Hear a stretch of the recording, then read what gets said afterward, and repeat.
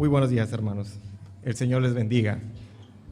Damos gracias a Dios por este día, esta nueva oportunidad que el Señor nos da para estar en su presencia, para bendecirle, para agradecerle todo lo grande y maravilloso que ha sido con cada uno de nosotros.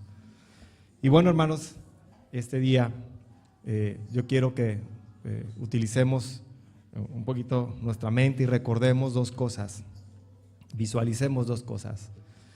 La primera de ellas es recordar cómo nos encontró el Señor Jesucristo, cómo nos llamó el Señor Jesucristo a su camino. Pudo haber sido a lo mejor en alguna situación en la que estuviéramos atravesando por un valle de obscuridad, pudo haber sido en una situación en la que hubiéramos estado atravesando por alguna enfermedad, ya sea nosotros o alguno de nuestros familiares. Puede ser que a lo mejor cuando el Señor Jesucristo nos llamó por medio de una predicación que se dio cuando estábamos en algún funeral de algún familiar o algún funeral de algún hermano. Pueden ser muchas las circunstancias y muy variados los testimonios que podemos dar de cada uno de nosotros de cómo nos alcanzó el Señor Jesucristo. Pero algo de lo que yo estoy seguro que estamos muy conscientes y que día a día lo vivimos, hermanos, es el poder que tiene el Señor Jesucristo para salvar.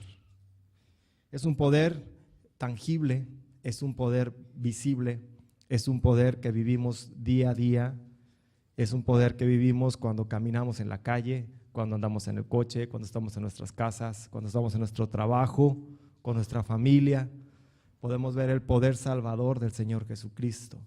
Cuando estamos aquí en la iglesia, hermanos, y vemos lo que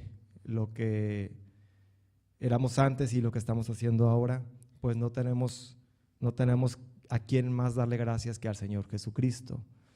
Entonces, la segunda cosa que yo quiero que ustedes visualicemos en esta mañana es, hace ya más de 2000 años, una cruz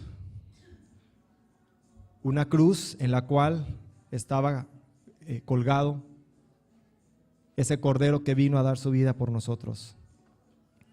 Un cordero que estaba colgado sin piel, un cordero que estaba colgado con mucho sufrimiento y que gracias a esa cruz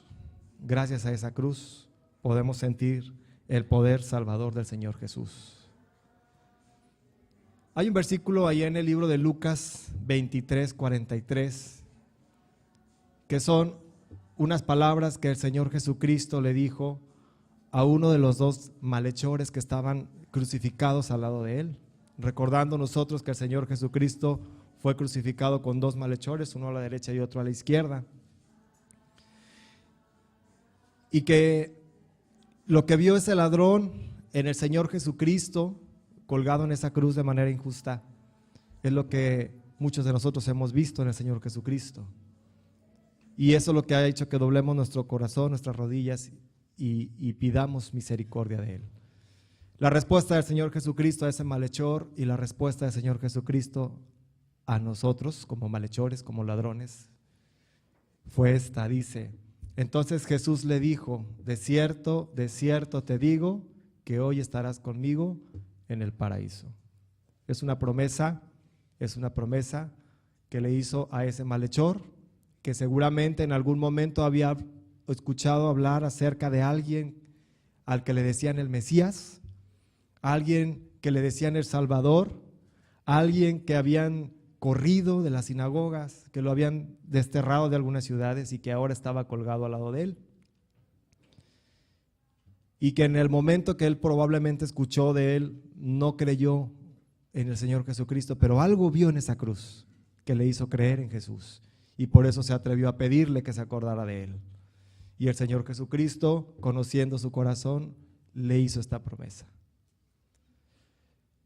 Sabemos, como dice la palabra de Dios, que el Señor Jesucristo es la representación, es el cumplimiento de todas esas profecías que se habían hecho desde el Antiguo Testamento, y sabíamos también nosotros que iba a venir a este planeta y que iba a morir por nuestros pecados. Lucas 19:10 dice, porque el Hijo del Hombre vino a buscar y a salvar lo que había perdido. Esa era la promesa que se nos había hecho desde el Antiguo Testamento. Y si buscamos nosotros en nuestras Biblias, Juan capítulo 1, les voy a pedir por favor que vayan abriendo sus Biblias, vamos a buscar varios versículos. El primero de ellos es Juan 1:11 y dice así, a lo suyo vino y los suyos no le recibieron. Vino el Señor Jesucristo a salvar a su pueblo, vino el Señor Jesucristo a cumplir esa promesa que todos sabían que se iba a cumplir. Sin embargo, lo que recibió el Señor Jesucristo fue un rechazo.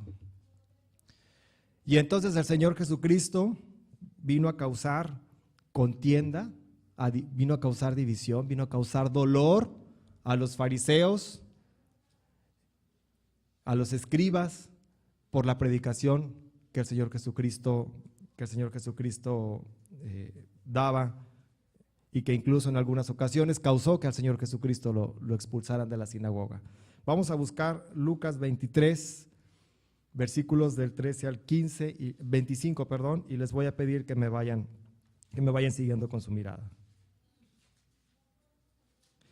Entonces Pilato, convocando a los principales sacerdotes, a los gobernantes y al pueblo, les dijo, me habéis presentado a este como un hombre que perturba al pueblo, pero habiéndole interrogado yo delante de vosotros, no he hallado en este hombre delito alguno de aquellos de los que acusáis, de lo que le acusáis.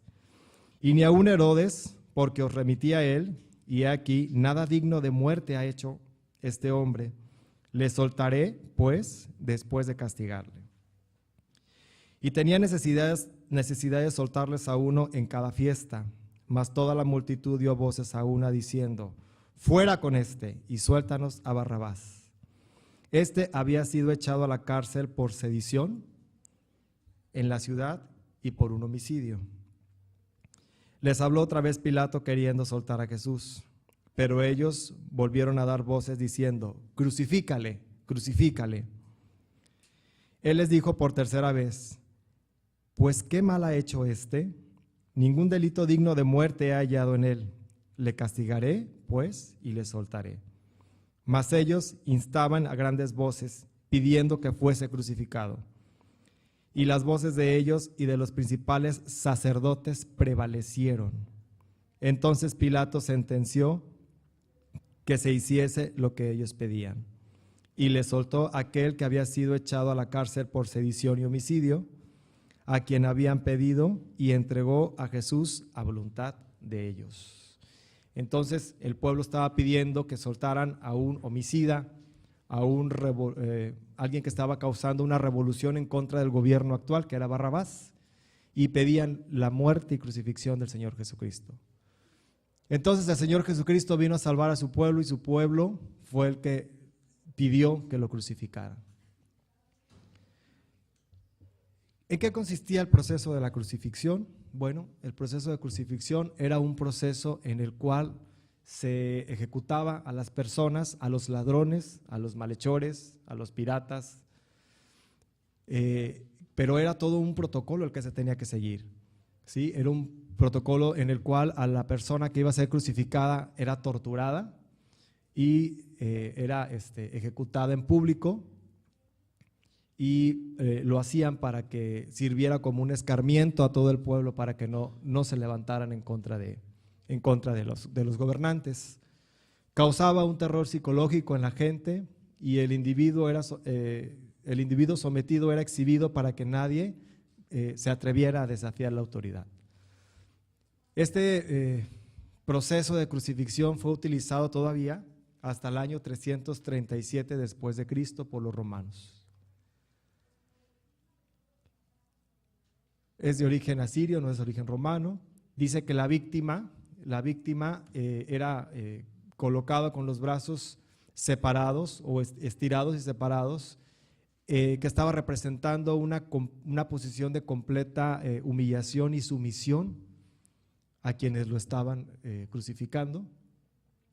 y estaba reservado, como les comentaba, a los asesinos, a los ladrones, a los piratas, a los esclavos, a los fugitivos y a los rebeldes. Dentro del protocolo que se seguía para la crucifixión, se utilizaba la flagelación de las personas y esa flagelación tenía como finalidad debilitar a la persona que iba a ser crucificada para que la muerte en la cruz fuera más rápida. Dice que los extremos del material que utilizaban para poder flagelar a las personas presentaban huesos de oveja con aristas y bolas de plomo. La función de estos era que cuando tocaban la piel, se incrustaban en la piel y al momento de traccionarlos, pues desgarraban la piel. Era tan fuerte los golpes que no tan solo desgarraba piel, también desgarraba músculos e incluso causaba fracturas. Tan severo era el castigo, tan fuerte era el castigo que incluso causaba que esos pequeños fragmentos de hueso y esas bolitas de plomo se incrustaran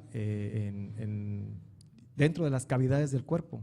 Incluso desgarraba las pleuras, que son una bolsita donde están los pulmones, y eso causa que el pulmón se colapse, se ponche, y eso causaba una insuficiencia respiratoria. La persona se ahogaba.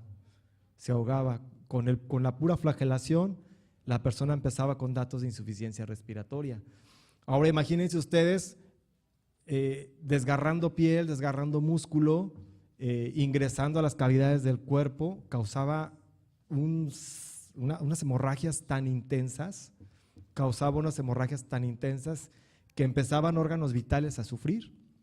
Empezaba el corazón a sufrir porque no tenía sangre, le empezaba a faltar oxígeno, empezaba el riñón a sufrir y el paciente, la persona, que estaba torturada, empezaba a presentar datos de insuficiencia renal, empezaba a tener retención de líquidos dentro de las cavidades y entonces eso causaba pues que la persona comenzara a morir. La cruz a final de cuentas pues era el punto final. Entonces en realidad pues el castigo era un castigo muy sanguinario, era muy brusco ese castigo y pues bueno, fue lo que el Señor Jesucristo sufrió en la cruz, antes de llegar a la cruz. La persona que era crucificada moría por asfixia, ya tenía hemorragias, ya tenía infecciones, ya tenía perforación de cavidades, ya tenía datos de insuficiencia renal, insuficiencia respiratoria, insuficiencia cardíaca, y todavía cuando era colgado en la cruz, la posición en la cruz impedía que la persona ventilara, ¿sí? Nosotros cuando ventilamos hacemos esto, ¿sí? Para poder respirar. Una persona que estaba colgada en la cruz con los brazos extendidos o los brazos estirados no puede hacer el mismo efecto ventilatorio y entonces la respiración empieza a ser muy superficial y empieza a tener datos de asfixia. A final de cuentas las personas morían de asfixia. Los que morían, porque había gente que no moría y los seguían otros procedimientos, ¿verdad? Más fuertes. Agregado a esto, pues la sed por la pérdida de sangre, la pérdida de líquido, infección que se empezaba a producir por las heridas abiertas y el tiempo que pasaba en lo que era torturado y en lo que era crucificado, empezaban procesos infecciosos, procesos de gangrena y aunado a eso, pues sed y hambre que el torturado sufría. Y eso era lo físico, eso era lo que sufría la persona, la tortura física. Pero para los judíos colgar a una persona en una cruz tenía un significado muy especial. Y entonces les voy a pedir que vayamos por favor a Deuteronomio 21, versículos 22 al 23. Y vamos a ver, aparte de toda esa tortura física que el Señor Jesucristo sufrió antes de la cruz y durante la cruz, vean lo que se agrega a esta tortura. Dice, si alguno hubiere cometido algún crimen digno de muerte y lo hiciereis morir y lo colgareis en un madero, no dejaréis que su cuerpo pase la noche sobre el madero. Sin falta lo enterrarás el mismo día, porque maldito por Dios es el colgado. Y no contaminarás tu tierra que Jehová tu Dios te da por heredad. El Señor Jesucristo estaba cargando con toda la maldición, con toda la maldición. Crucificaban a las personas en alto para que su cuerpo no tocara la tierra y no contaminara la tierra. Agregado a la tortura física, agregado a lo que estaba sufriendo el Señor Jesucristo al ser colgado, con todas las consecuencias que era aceptar haber sido colgado en un madero, el Señor Jesucristo sufrió burlas.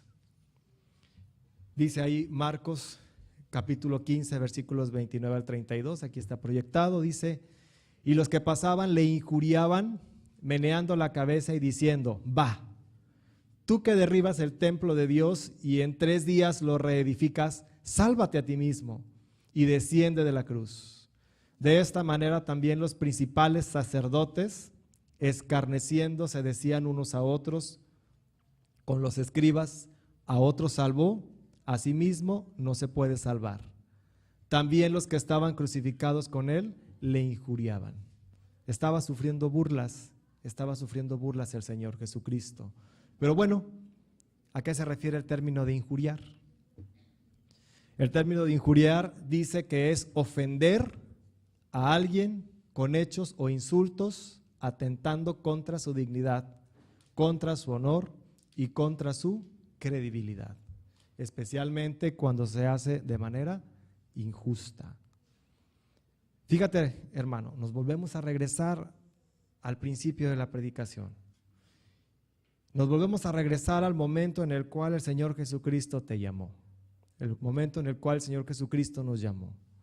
¿En qué condiciones estábamos nosotros, hermanos? Estábamos crucificados. Por nuestros pecados merecíamos la cruz. Merecíamos la cruz. Si nosotros somos conscientes en realidad en qué consistió el proceso de crucifixión, hermanos, fue un proceso en el cual, como dice, se inmoló al Cordero de Dios. Se desgarró al Cordero de Dios. Derramó su sangre, hermanos. No tan solo derramó su sangre, derramó toda su sangre y derramó toda el agua que había en su cuerpo. Aparte de eso, sufrió la maldición de ser colgado en un madero, sufrió que era tanto el peso del pecado del que estaba cargando el Señor Jesucristo que Jehová se tuvo que separar de él porque era mucho el pecado.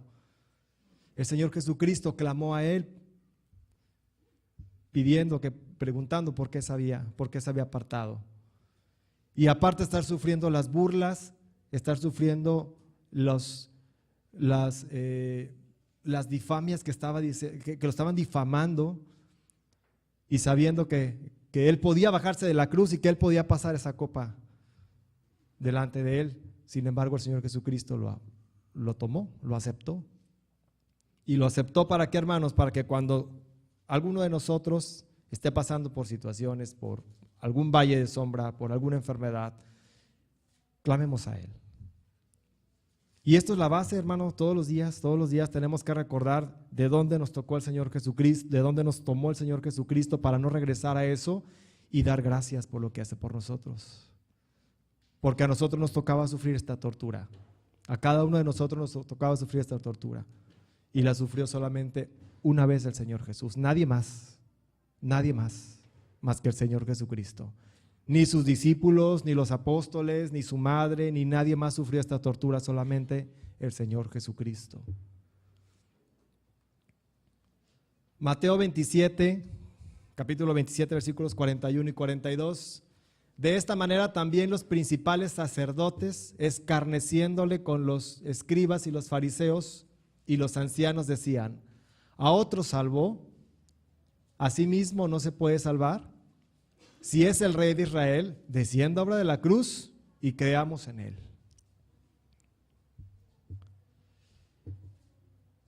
A los lados del Señor Jesucristo había dos personas que merecían la muerte. Había dos personas que según la ley merecían morir. Eran dos ladrones, eran dos malhechores. Pero aquí, hermanos, los dos malhechores están representando a toda la humanidad. Los dos malhechores están representando a toda la humanidad. Porque si bien sabemos nosotros de los dos malhechores, uno no creyó en el Señor Jesucristo y se burló de él, y otro sí creyó en el Señor Jesucristo y recibió la promesa. Por eso la palabra de Dios dice que el que no es conmigo, contra mí es. El que no está con el Señor Jesucristo está en contra de. No podemos estar a la mitad, tenemos que estar con Jesús o sin Jesús. Y entonces así estamos siendo el ladrón incrédulo o el ladrón creyente. ¿O ustedes no se consideran ladrones? ¿Somos pecadores todos? Somos ladrones, somos malhechores, somos delincuentes. Ante la ley de Dios, somos delincuentes. Y entonces hubo un ladrón que no creyó. Lucas 23:39, y uno de los malhechores que estaban colgados le injuriaba, se burlaba, lo difamaba, diciendo: si tú eres el Cristo, sálvate a ti mismo y a nosotros. Esa es la tendencia, hermanos, esa es la tendencia de toda la humanidad. Creer en el Señor Jesucristo o rechazarlo. Creer o rechazarlo. Vamos a buscar, por favor, en nuestras Biblias, Mateo, capítulo 21, versículo 42.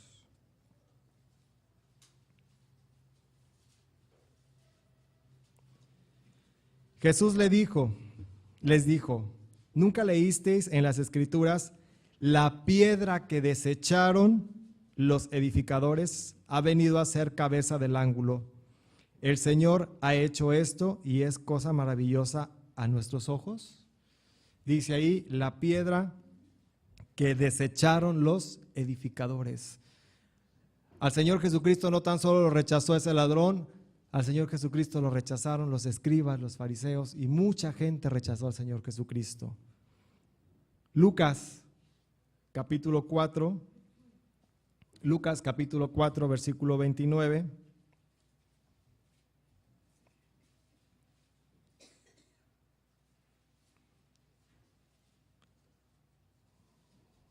Versículo 29. Y levantándose, le echaron fuera de la ciudad y le llevaron hasta la cumbre del monte sobre el cual estaba edificada la ciudad de ellos para despeñarle. Se levantaron esos sacerdotes, escribas y fariseos y corrieron al Señor Jesucristo. Juan, vamos a buscar Juan, capítulo 5. Juan capítulo 5, versículo 43. Yo he venido en nombre de mi Padre y no me recibís. Si otro viniere en su propio nombre, a este recibís. Entonces al Señor Jesucristo lo rechazaron.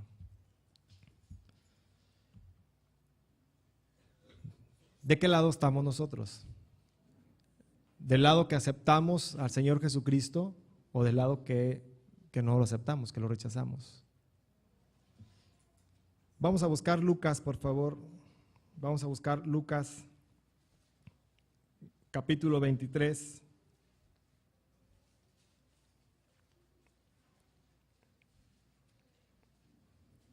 Lucas, capítulo 23, versículos 40 y 41. Respondiendo el otro le dijo diciendo: ¿ni aún temes tú a Dios estando en la misma condenación? Nosotros a la verdad justamente padecemos porque recibimos lo que merecieron nuestros hechos, mas ningún mal hizo. Hermano, ¿qué creen ustedes que vio ese ladrón en Jesús? ¿Qué creen ustedes que vio ese ladrón en Jesús, que vio diferente al otro ladrón que lo estaba injuriando? ¿Qué creen que vio de diferente? ¿Qué había de diferente en su mirada? ¿Qué fue lo que él contempló? Cuando él vio que estaban crucificando al Señor Jesucristo y que seguramente él ya lo había escuchado hablar al Señor Jesucristo, se dio cuenta que la crucifixión de Jesús era injusta. Era injusto lo que estaban haciendo con el Señor Jesucristo. Entonces, cuando él lo vio colgado por un lado de él, se dio cuenta, y entonces, ¿qué pasó con su corazón? Hubo un cambio en su corazón. Él admitió que era pecador y admitió que merecía la muerte. Y otra cosa bien importante, admitió que Jesucristo lo podía salvar. Admitió que Jesucristo lo podía salvar. Y entonces, ahí mismo en Lucas, capítulo 23, versículo 42, este ladrón, algo pasó en su corazón, algo sentía en su corazón, una necesidad muy grande tenía en su corazón, y cuando vio al Señor Jesucristo, se atrevió a decirle esto. Y dijo a Jesús: acuérdate de mí cuando vengas en tu reino. Acuérdate de mí cuando vengas en tu reino. ¿Qué fue lo que tú viste?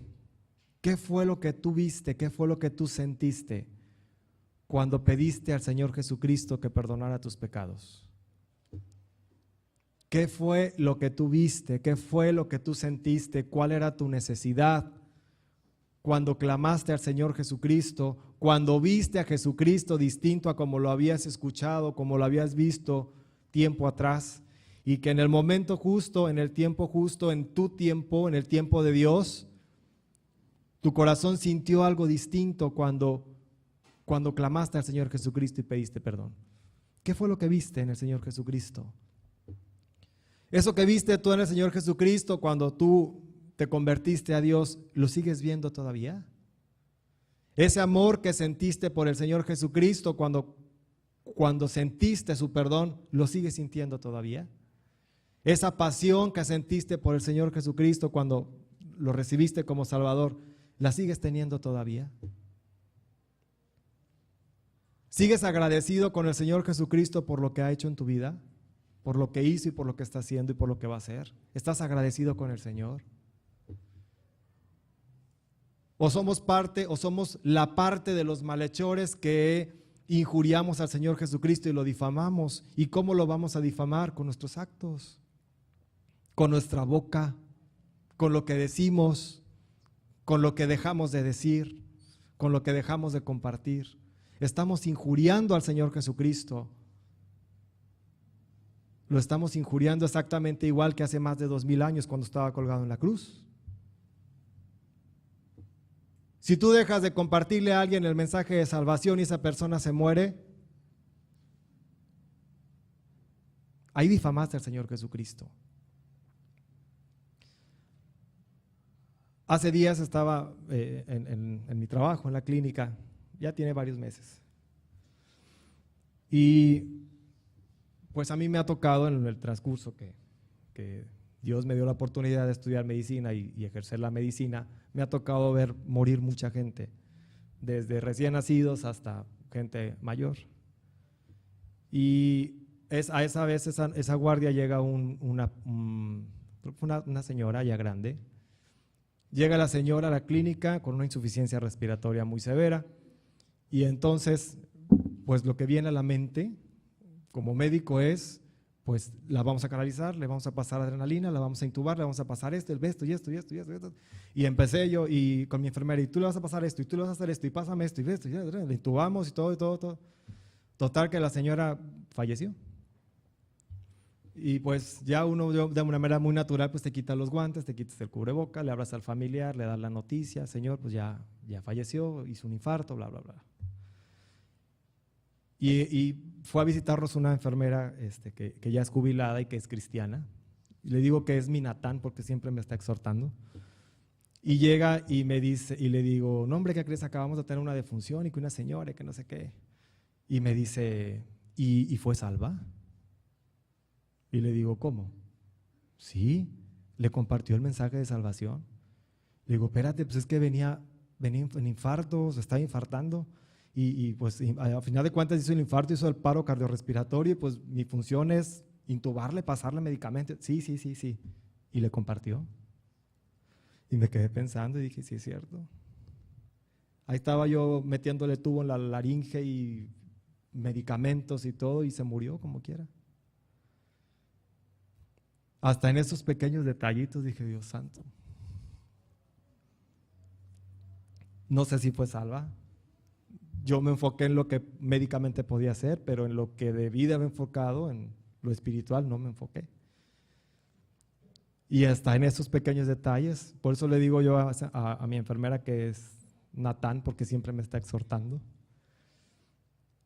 Pero hasta en esos pequeños detalles deshonramos al Señor Jesucristo, le quitamos la honra al Señor Jesús, lo injuriamos, le negamos. Y ahí es cuando tenemos nosotros que demostrar que somos los ladrones agradecidos, los ladrones arrepentidos, no los ladrones que nada más pues profesamos ser de una religión y no lo cumplimos. Solo a uno de esos dos ladrones se le dio la promesa. Lucas 23, 43. Entonces Jesús le dijo, de cierto te digo que hoy estarás conmigo en el paraíso. Injuriar a Cristo muestra enemistad de todos los hombres hacia Dios. Romanos 8:7 dice, por cuanto los designios de la carne son enemistad contra Dios, porque el ocuparse de la carne es muerte, porque el ocuparse de la carne causa enemistad. Estamos mostrando enemistad contra Dios, estamos injuriando al Señor Jesucristo, nos estamos burlando del Señor Jesucristo, lo estamos difamando. Y entonces ya no eres el ladrón arrepentido que hace algunos años aceptaste el perdón de Jesucristo, ahora eres el ladrón que se burló de Él y que no creyó en Él. Y lo peor, que no recibió la promesa, El único camino, la verdad y la vida es Jesús, nadie más más que Jesús. ¿Has cometido pecados en secreto en contra de Dios? ¿Has cometido alguna falta en contra de Dios que nadie se ha dado cuenta que lo has hecho escondido y que piensas que nadie ni Dios te ha visto? ¿Alguna vez has estado enojado contra Dios? ¿Alguna vez se han enojado en contra de Dios? ¿Nunca se han enojado en contra de Dios? Yo sí. Yo sí me enojé contra Dios. Cuando Dios se llevó a Nancy, yo me enojé. Y me enojé mucho con Él. Y le reclamé mucho. Mucho le reclamé. Después me di cuenta cuando una hermana en Cristo me dijo, es que estás enojado con Dios. ¿Pero por qué? Porque le estás reclamando. Porque lo dejaste. Estás enojado con Dios. Yo sí me he enojado con Dios. ¿Disfrutas de estar en oración con Dios? ¿O nos acostamos muy cansados? Nos acostamos muy cansados como para darle gracias a Dios por lo que ha hecho. ¿Disfrutas cuando te predican la palabra de Dios? ¿O cada segundo domingo del mes dices, no voy porque le toca al hermano tal? No, hombre, ese nada más está ahí diciendo cosas que no me gustan. O luego, no, hombre, que están medio aburridos los mensajes. ¿Muestras el mismo rechazo hacia Jesús que mostraron inicialmente esos ladrones? Pero la palabra de Dios dice que algunos serán salvos, no todos. Muchos son los llamados, pero pocos son los escogidos. Y el Señor Jesucristo le dio una promesa a ese ladrón que estaba colgado al lado de él. En Lucas 23, 43 le dijo, hoy estarás conmigo en el paraíso. ¿Le importó al Señor Jesucristo cuál era el motivo por el cual estaba colgado en la cruz ese ladrón? No le importó. Lo que al Señor Jesucristo no le importa lo que se ve por fuera, le importa lo que se ve por dentro. Y el Señor Jesucristo conoce los pensamientos y el corazón de cada uno de nosotros. Esa promesa solamente fue una promesa para el ladrón convertido. Y bueno, los ladrones representan a toda la humanidad. Vamos a buscar, por favor, en nuestras Biblias, Marcos 16.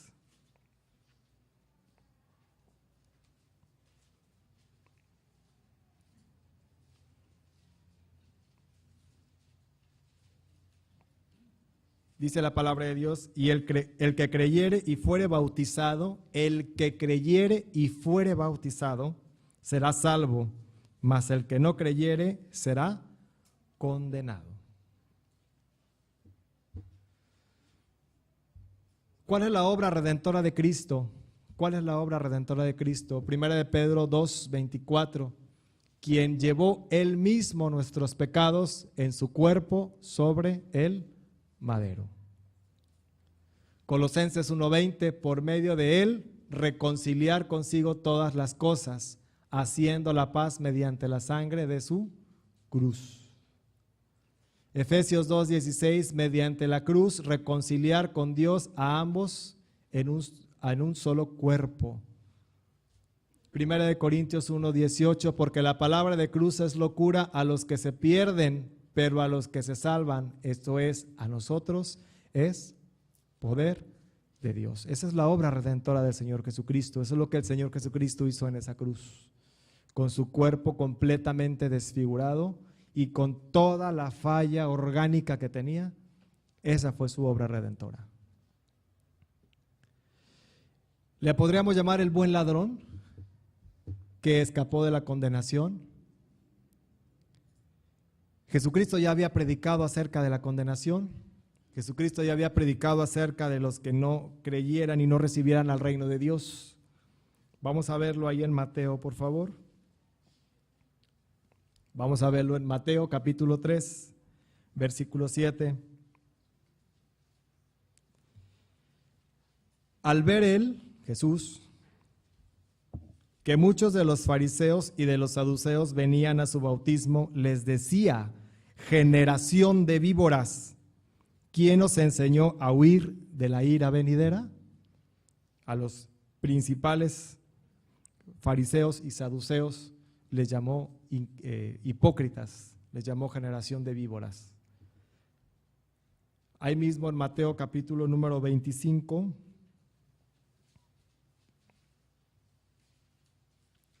versículos 41.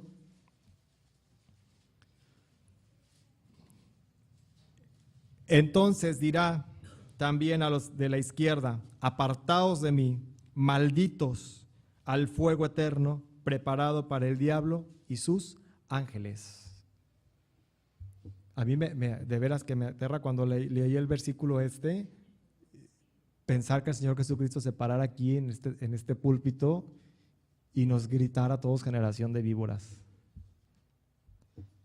o otras cosas más fuertes. Marcos capítulo 9.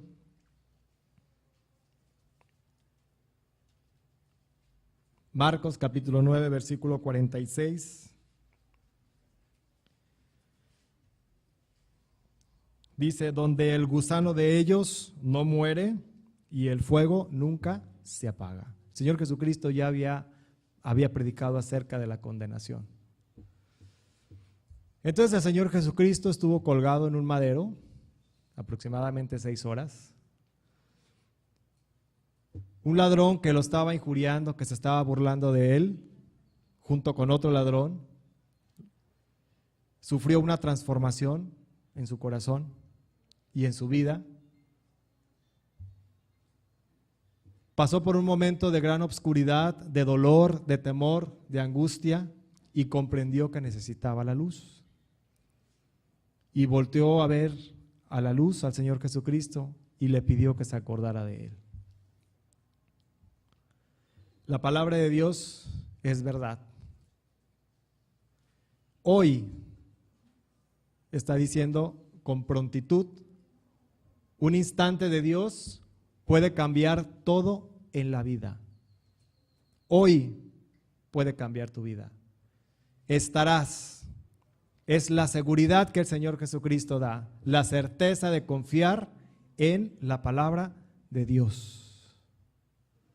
Conmigo es una compañía.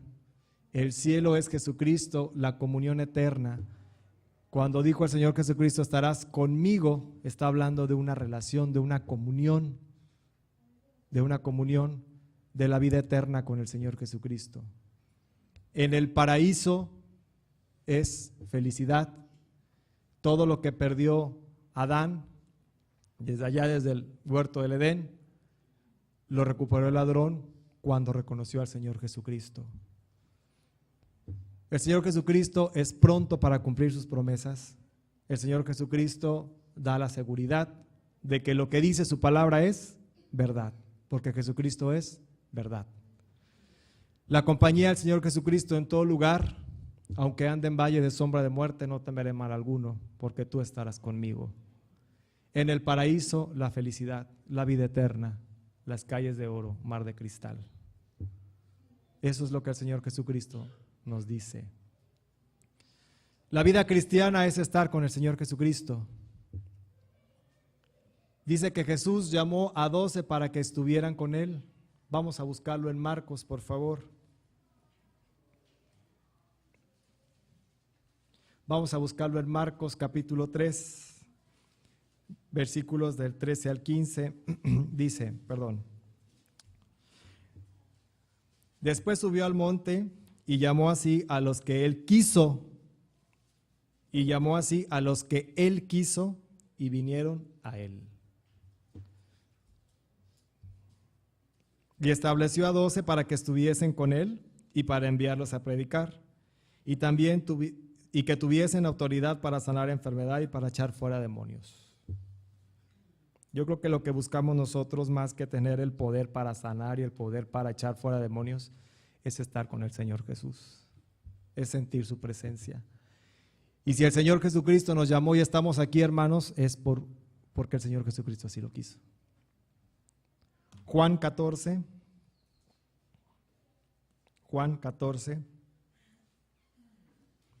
versículos del 1 al 3. No se turbe vuestro corazón, creéis en Dios, creed también en mí. En la casa de mi Padre muchas moradas hay. Si así no fuera, yo os lo hubiera dicho. Voy pues a preparar lugar para vosotros. Y si me fuere y os prepararé el lugar, vendré otra vez y os tomaré a mí mismo, para que donde yo estoy, vosotros también estéis. El Señor Jesucristo fue a preparar lugar para cada uno de nosotros. Mateo 11, 28.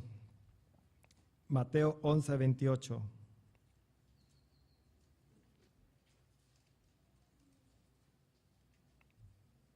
Venid a mí todos los que estáis trabajados y cargados, y yo os haré descansar.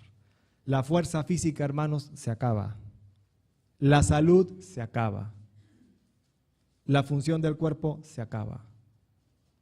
Se empiezan a subir todos, colesterol, triglicéridos, presión, todo se sube. Los mecanismos de regulación del cuerpo se acaban. Y eso causa cansancio, causa fatiga, pero dice el Señor Jesucristo que Él nos hace descansar. Lucas 19,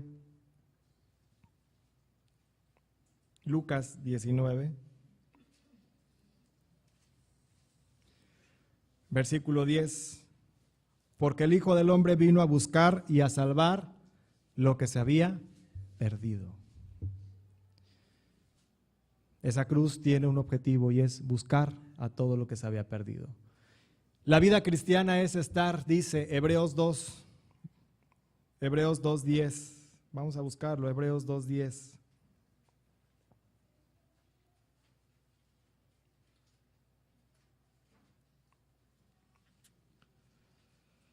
Porque convenía que aquel por cuya causa son todas las cosas y por quien todas las cosas subsisten, que habiendo de llevar muchos hijos a la gloria, perfeccionase por aflicciones al autor de la salvación de ellos. El Señor Jesucristo soportó todo lo que soportó. ¿Sabes para qué, hermano? Para que nos pudiéramos ir con Él. Mateo 28:20. Mateo 28:20. Enseñándoles que guarden todas las cosas que os he mandado, y he aquí yo estoy con vosotros todos los días hasta el fin del mundo. Eso lo tenemos que recordar todos los días. El Señor Jesucristo está con nosotros hasta el día del mundo, hasta el final del mundo. Juan 14. Juan 14:18. No os dejaré huérfanos, dice el Señor Jesucristo, vendré a vosotros. El Señor Jesucristo va a volver a venir. Y esa es la esperanza que tenemos que tener nosotros, la venida del Señor Jesucristo, la segunda venida del Señor Jesucristo. Si queremos en realidad que se acabe toda la maldad y que se acabe todo lo que hay malo en este planeta, debemos de estar pidiendo la venida del Señor Jesús. Mateo 18:20.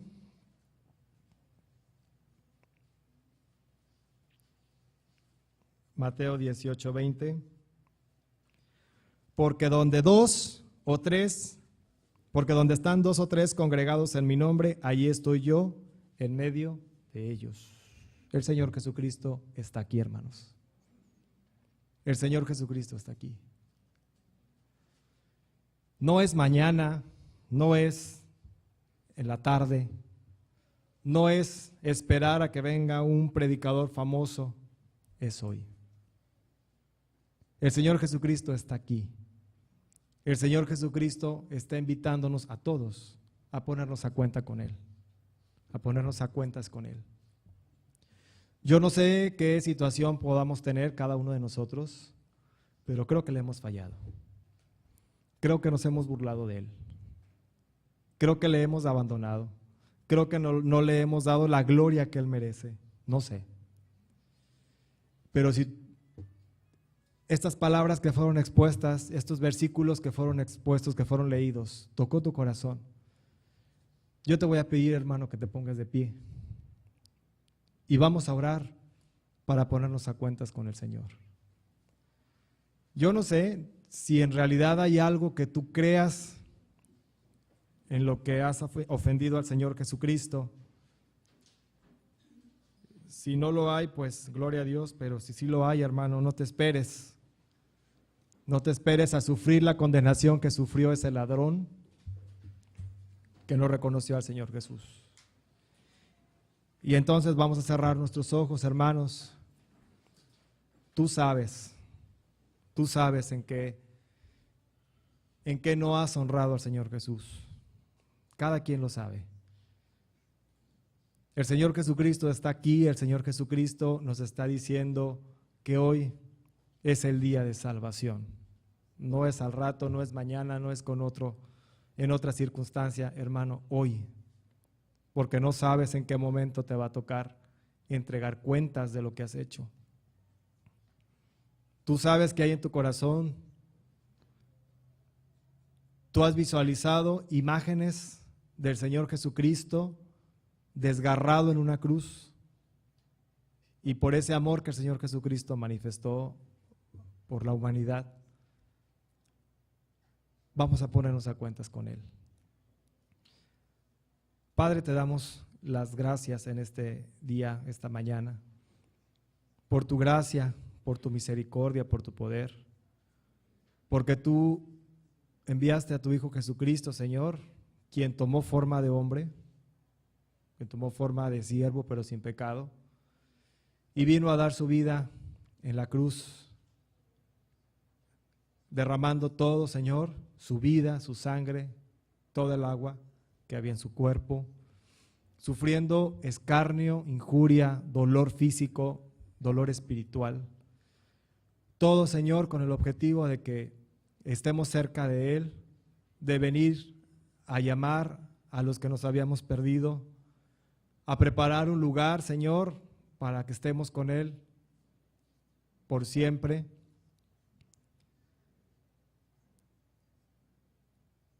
Y nosotros, Señor, nuestra naturaleza carnal nos hace pecar.